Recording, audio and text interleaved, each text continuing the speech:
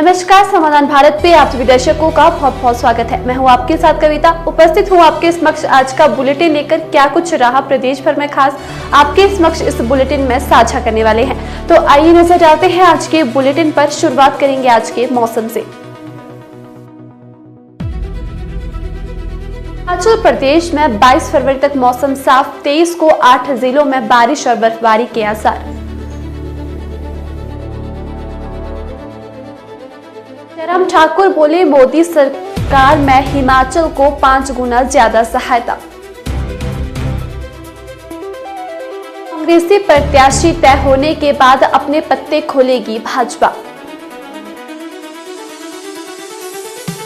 हिमाचल प्रदेश में लड़के और लड़कियों के 38 स्कूल मर्ज।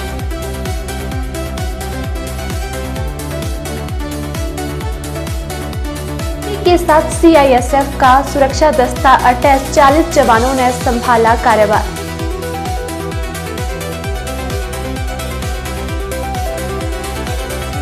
सामयिक के बीच विधानसभा में आरडीजी पर प्रस्ताव पारित।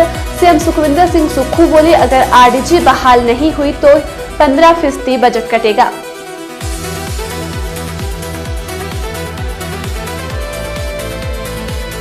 हत्या कर पवन नदी के किनारे फेंका शव, आरोपी की तलाश में जुटी पुलिस।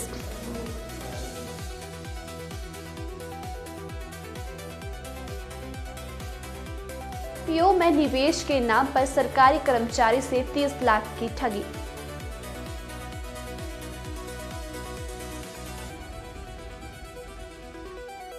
गिरी नदी के किनारे युवक का शव, हत्या की आशंका।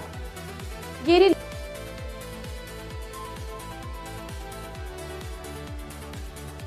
में 4.24 ग्राम चिट्टा और 3.1 ग्राम चरस के साथ आरोपी गिरफ्तार। अब खबरें विस्तार से।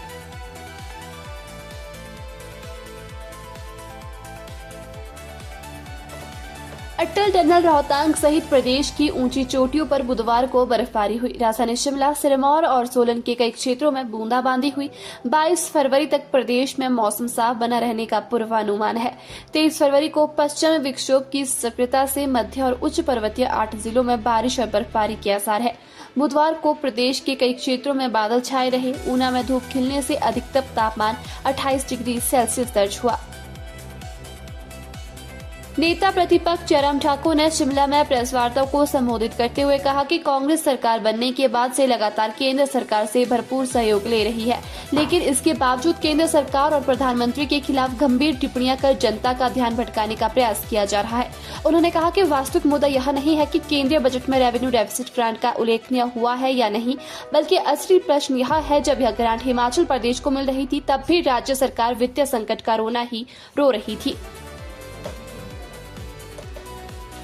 हिमाचल प्रदेश की एकमात्र राज्यसभा सीट को लेकर सियासी हलचल तेज हो गई है। राज्यसभा चुनाव का कार्यक्रम घोषित होने के साथ प्रदेश की राजनीति फिर गर्मा गई है। भाजपा वर्ष 2024 की तरह इस बार भी कांग्रेस प्रत्याशी तय होने के बाद अपना दांव खेलेगी।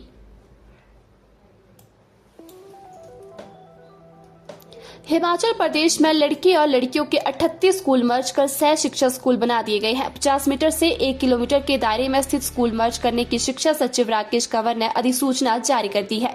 इसके तहत शिमला, बिलासपुर के 4, कांगड़ा के 12, मंडी के 8, सोलन के 6 और हमीरपुर चंबा के 2 छात्र छात्राओं वाले स्कूल मर्ज कर सह शिक्षा बनाई गई है। इनमें 12 पीएम श्री स्कूलों में अन्य स्कूल मर्ज किए गए हैं। मर्ज किए गए इन सभी सह शिक्षा स्कूलों में नए शैक्षणिक स्तर से सीबीएसई पाठ्यक्रम की पढ़ाई करवाई जाएगी। राजधानी शिमला में प्रवर्तन निदेशालय मुख्यालय के साथ केंद्रीय गृह मंत्रालय ने सीआईएसएफ का एक विशेष सुरक्षा दस्ता तैनात किया है। एक सहायक कमांडेंट की अगुवाई में सीआईएसएफ केंद्रीय औद्योगिक सुरक्षा बल के 40 जवानों ने बुधवार को शिमला में कार्यभार संभाला। अब तक ईडी शिमला को कार्रवाई के लिए चंडीगढ़ से सीआईएसएफ के जवान मिलते थे।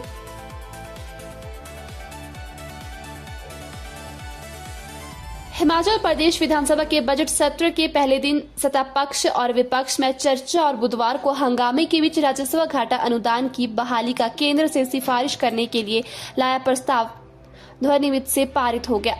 संसदीय कार्य मंत्री हर्षवर्धन चौहान की ओर से लाई गई आरडीजी बहाली के लिए नए नियम 102 के तहत चर्चा का जवाब देते हुए मुख्यमंत्री ने पिछली सरकार और वर्तमान सरकार को मिली केंद्रीय मदद के आंकड़े पेश किए तो विपक्ष भड़क गया।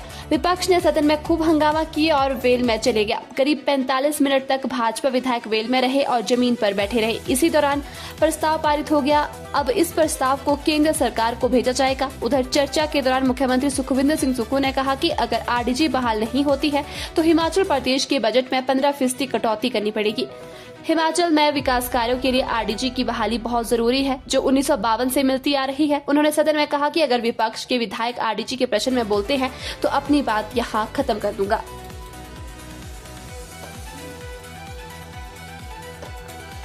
चिड़गांव के उप तहसील चांगला के बडियारा में मंगलवार रात को नेपाल मूल के व्यक्ति की हत्या कर शव बब्बर नदी के किनारे फेंक दिया गया। अगले दिन बुधवार को शत विषक्त हालात में स्थानीय लोगों ने शव को देखा। घटना की सूचना मिलते ही पुलिस की टीम मौके पर पहुंची और शव को कब्जे में लेकर जांच शुरू कर दी। आरोपियों का पता नहीं चल पाया है। मृतक की शिनाख्त सतीराम उर्फ राकेश प्रताप, जिला सल्याणी, नेपाल, उम्र करीब 46 वर्ष के तौर पर हुई है। साइबर ठगों ने एक सरकारी कर्मचारी को शिकार बनाकर करीब 30 लाख रुपए की ठगी कर ली। शातिरों ने सोशल मीडिया के जरिए आईपीओ में भारी मुनाफे का लालच देकर इस वारदात को अंजाम दिया। पीड़ित की शिकायत पर साइबर थाना मध्य खंड मंडी में प्राथमिकी दर्ज कर जांच शुरू कर दी गई है। पीड़ित के अनुसार वेल्थ अलायंस और इंडियन सॉवरेन थिंकिंग जैसे ग्रुप के नाम पर टेलीग्राम के जरिए उससे संपर्क किया गया। ठगों ने एक फर्जी निवेश ऐप डाउनलोड करवाया, जिस पर फर्जी मुनाफा दिखाकर पीड़ित का भरोसा जीत लिया। पुलिस थाना पुरवाला थाना क्षेत्र में गिरी नदी के किनारे स्टोन क्रशर साइट पर एक 19 वर्षीय युवक का शव मिलने से सनसनी फैल गई। सुबह जैसे ही लोगों ने साइट पर शव देखा तो पुलिस को सूचना दी गई। घटना की जानकारी मिलते ही मौके पर दर्जनों लोगों की भीड़ जुटी रही। लोगों ने मांग उठाई कि इस मामले में कड़ी कार्रवाई की जाए। मामले में हत्या की आशंका जताई जा रही है और पुलिस ने मामला दर्ज कर छानबीन शुरू कर दी है। हिमाचल प्रदेश के जिला चंबा के सिहुंता क्षेत्र में 4.24 ग्राम चिट्टा और 3.1 ग्राम चरस के साथ 3 आरोपियों को गिरफ्तार किया गया है। बता दें कि बीती रात पुलिस ने विभिन्न जगह पर नाके लगाए थे, जिस दौरान इन आरोपियों को पकड़ने में सफलता मिली है। आरोपी की पहचान विकास कुमार निवासी कमला, राकेश कुमार निवासी टेंडा और अभिषेक कुमार निवासी सिहुंता के रूप में हुई है। पुलिस ने आरोपियों के खिलाफ मामला दर्ज कर जांच कर दी है। एसपी विजय सकलानी ने मामले की पुष्टि की है। फिलहाल इतना ही। ऐसी ही तमाम खबरों को जानने के लिए जुड़े रहे समाधान भारत के साथ। तब तक के लिए धन्यवाद।